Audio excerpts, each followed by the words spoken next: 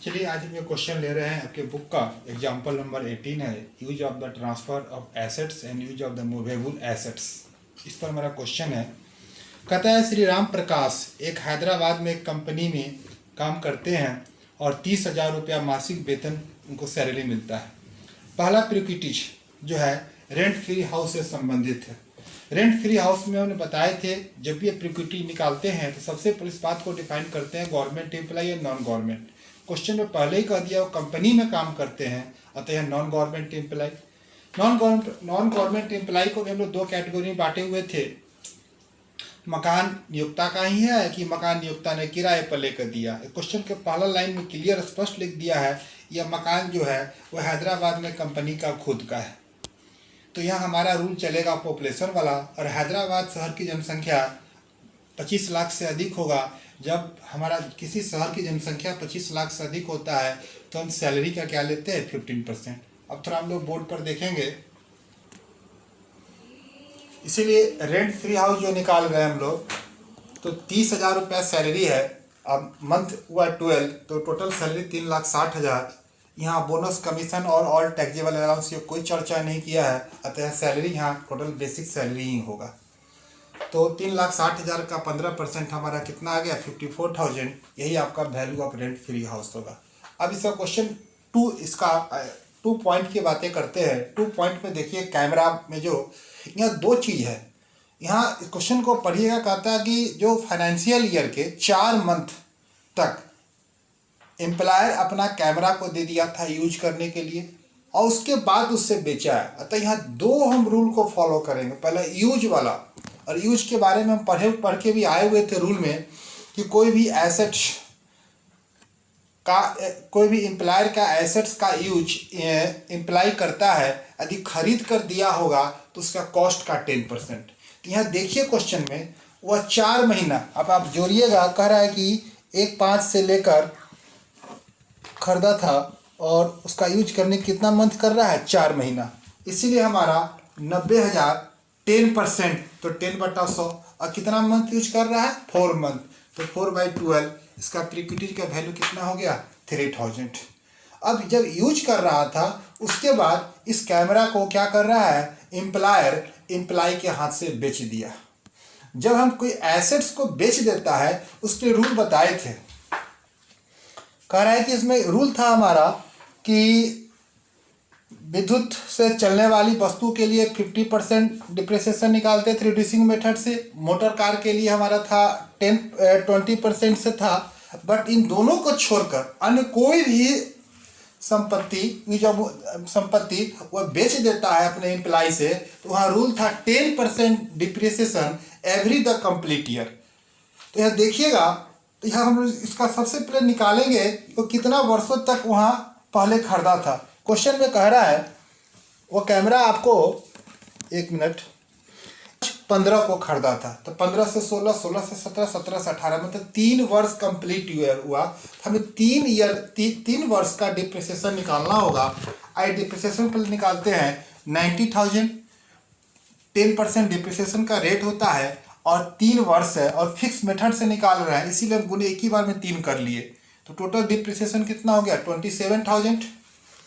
अब उसका retain and value 90,000 दाम था, उस पर 27,000 डिप्रिसिएशन हुआ तो कार का दाम कैमरा का प्राइस मतलब डिप्रिसिएशन वैल्यू कितना हो जाएगा 63,000। जो मतलब अब वह 63,000 का सामान, मतलब उस सामान जब बेचा था अपने एम्प्लॉय के हाथों से, उस समय 90,000 वाला कैमरा का वैल्यू डिप्रिसिएशन घटाकर उसका वैल्यू कितना हो गया 63। कितना में बेच दिया 30,000। देखा जाए तो कहीं ना कहीं एम्प्लॉय को बेनिफिट कितना का हुआ 33,000। यही मेरा प्रिक्विटीज का वैल्यू हो जाएगा। क्लियर है। अगला क्वेश्चन है गिफ्ट ऑन बर्थडे। इसमें रूल हम बताए भी थे कि एम्प्लॉयर अपने एम्प्लॉय को गिफ्ट देता है किसी वस्तु के रूप में। इस वस्तु का मूल्य 5,000 से कम तक होता है तो टैक्स फ्री होता है, और इसमें 3200 समथिंग का गिफ्ट दिया है, 5,000 से कम है, इसीलिए यहाँ इसका वैल्यू क्या हो जाएगा नील।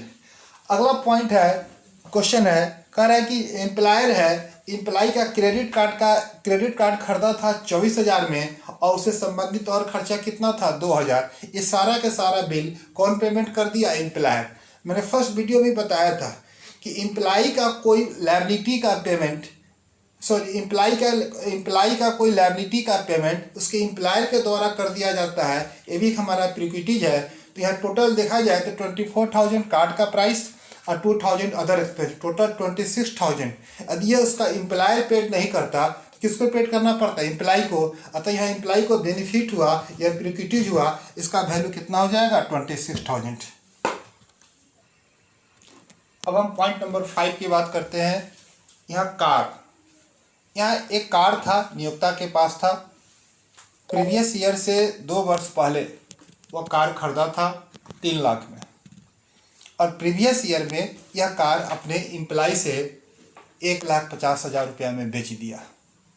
ऐसे संदर्भ में लास्ट वीडियो में बताए थे रूल कि कोई एम्प्लॉयर अपना कार अपने एम्प्लॉय से जब बेच देता है तो हाँ, हर कंप्लीट ईयर का 20% बैलेंसिंग मेथड से डिप्रिसिएशन निकालते हैं।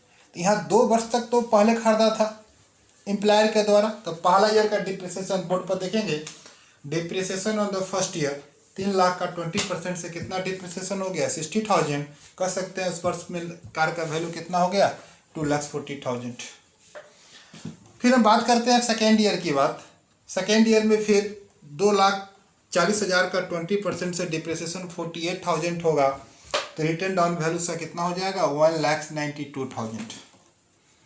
मतलब प्रीवियस ईयर, हमारा जो प्रीवियस ईयर है उसमें जिस दिन बेचा एम्प्लॉयर अपने एम्प्लॉय से, उस कार का वैल्यू वर्ष के पहला दिन 1,92,000 रुपया था। बट कितना में बेच दिया? 1,50,000।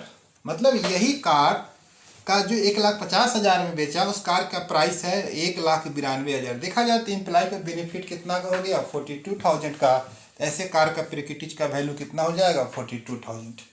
अगला पॉइंट करते हैं हाउसिंग ऑफ द लोन। कह रहा है कि एक हाउसिंग के लिए लोन लिया और उसका एम्प्लॉयर जो है 6% से ही लोन दे देता है। वही लोन मार्केट में लेने के लिए जाता उतना अमाउंट का, उसको 10.75% पड़ता, लेकिन उसका एम्प्लॉयर किस रेट से लोन प्रोवाइड करा दिया? 6% से। तो देखा जाए तो एम्प्लॉय को कितना बेनिफिट हो गया? 4.75। लोन अमाउंट हमारा क्या था? 2,60,000। इसलिए इसका प्रिक्विटीज का वैल्यू कितना हो जाएगा? 12,350। इस तरह से आपका ये क्वेश्चन कंप्लीट हुआ। Okay, bye bye.